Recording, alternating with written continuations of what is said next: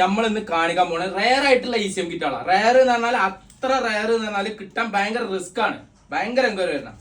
വെണ്ട ഓട്ടോമാറ്റിക്, അതിന്റെ number 425B എന്നുള്ള വരിക. Duster automatic.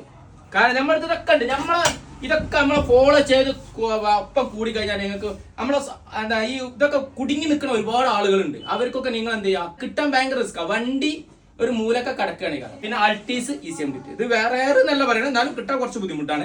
Altis diesel ECM kit.